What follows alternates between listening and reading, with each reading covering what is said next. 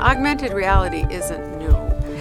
It provides an engaging atmosphere for students so that they can practice high-risk situations in a low-risk setting.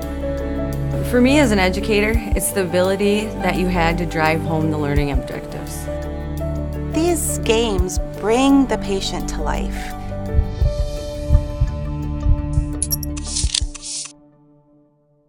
Well, augmented reality is adding reality, something that's not in a situation, to make it more real. So on a football field, when they put the down line down, it is augmented reality. So our digital natives today are used to that environment. Do you want to hold that up and center it over? There's 3 ways we can start using augmented reality now. One is to enhance simulation, make it more real than what it's been in the past. We can use it in the classroom to bring life to case studies that we're using in classroom. And we're going to use some gaming now so students can practice these simulations at home. You know, simulation is already an emotional environment for our students, and some of that emotion comes from the fact that they have to pretend about certain things. They have to pretend about what the leg might look like if there's a wound on it, or they might have to pretend about how a patient actually looks, whether they're sweating, whether they're blue from their cyanosis, or whether they're bleeding from a certain spot. We have to pretend what the patient looks like. Heart sounds, lung sounds aren't always accurate. Sometimes when you're dealing with a mannequin, the students have to fake it, but it didn't feel like that. They're actually getting it from a face, and so it's easier for them, I think, to get the reality of it. I came in here with a little scratch and now I'm sick. No grown man should have to have nurses clean him up. It's not right. I should just leave. The augmented reality brings realism into it so they don't have to pretend as much, and it takes that anxiety away from them and allows them to be more emotionally involved with the patient in the simulated environment. It just seems cleaner and less use of their imagination and just the ability to make it more real. Currently, our case studies are very textbook-oriented. Case studies can be dry. Usually it's a description of a patient, maybe some lab work, what they find on assessment. There's occasionally a picture in a book, but there's not much more to it. In this situation, we'll have a video of the patient so they know who they're taking care of. It will enhance patient-centered care. I really need to get back home. My husband calls me during the day to check up on me.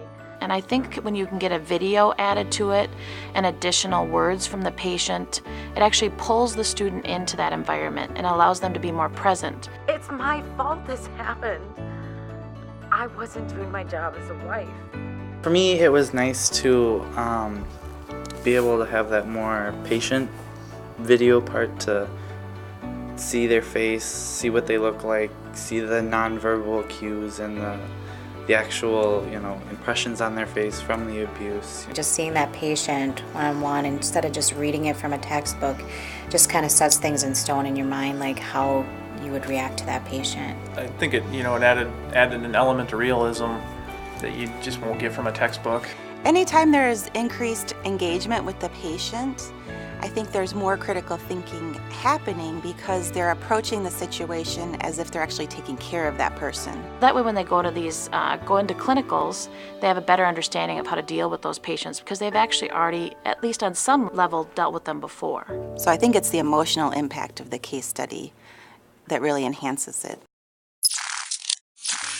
Gaming is just another way to practice what we're learning about in the case study and give them more time at home to learn more about the material and think about how they would react in a situation. When a student gets into the game, they have the videos there of the patient and they're allowed to interact with them in a low stress environment.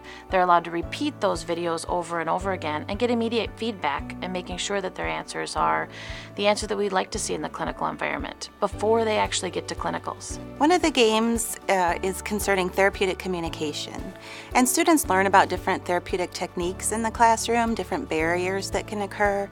Part of the game is they're given correct answers and incorrect answers to choose from, and by participating in the game they should be better prepared when they are actually in simulation with what they would say to the patient.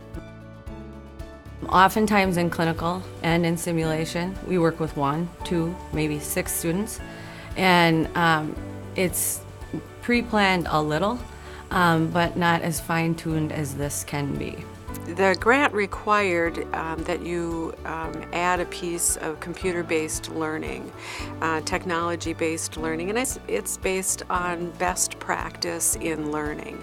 So we were looking where in healthcare and what kind of technology would be the best fit. So augmented reality gives us the ability to do that. It's really endless if you think about it.